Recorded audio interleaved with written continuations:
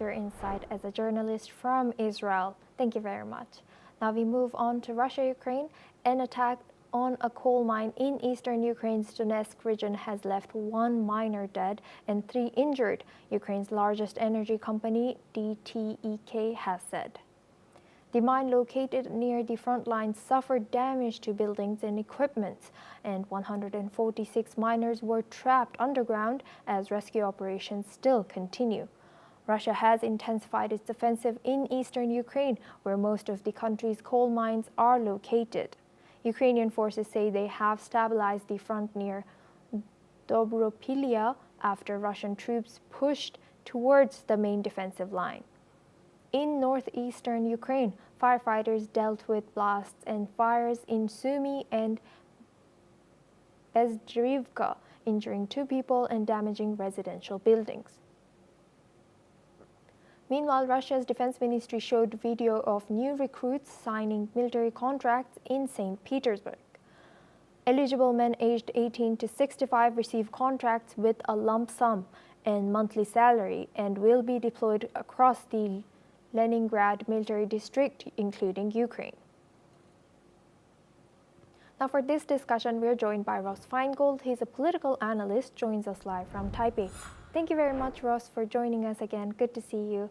Now, looking at targeting of critical infrastructure again, and the increasing targeting of critical infrastructure in both sides, from both sides, are we seeing signs of a drawn-out war of attrition, do you think? Well, the war of attrition has been going on pretty much for most of the past 3+ years, ever since Russia's initial offensive failed. But we know what this is mostly about, and that's positioning on both sides, Ukraine as well as Russia, for the best arrangement possible should there be a ceasefire, whether that's a short-term ceasefire or a long-term ceasefire.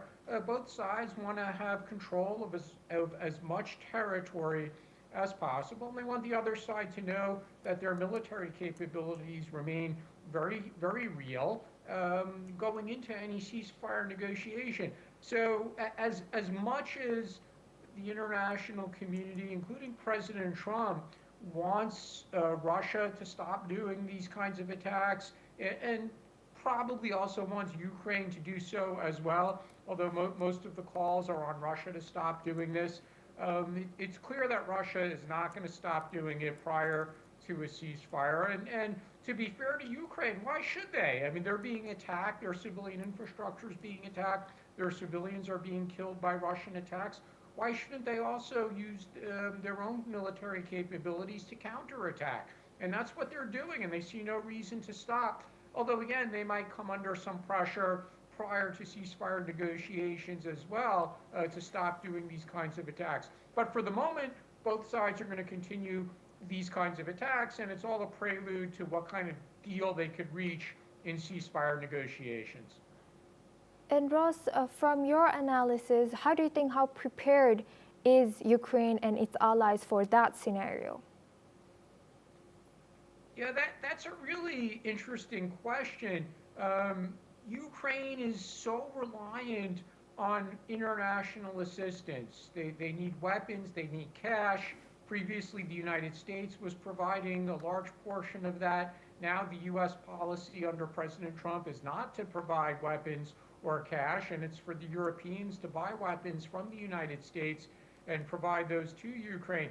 So this ultimately still links to what kind of ceasefire arrangement will be made. And then we come to the really key question is, if there is some kind of ceasefire, while the ceasefire is in effect, what kind of support will the European countries continue to give Ukraine? Will they continue to give Ukraine a large number of weapons, a large amount of cash, so that Ukraine can maintain its defense against any future Russian attack?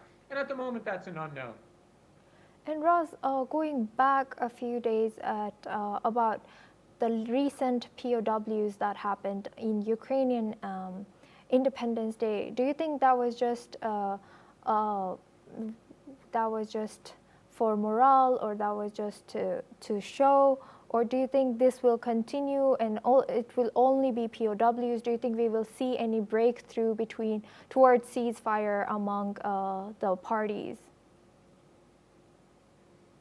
Interesting is that in the recent rounds of face-to-face talks between Russia and Ukraine, when they are in the room, they're able to exchange POWs.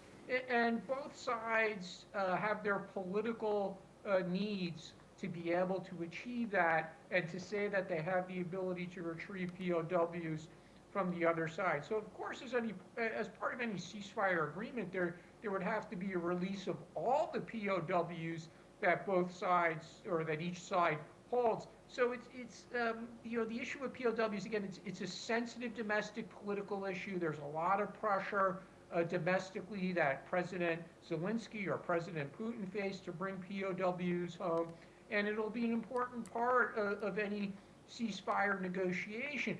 But one of the challenges there is Ukraine's position is we don't just want our POWs back, we want the kidnapped children back, and it remains to be seen whether or not Russia will agree to that.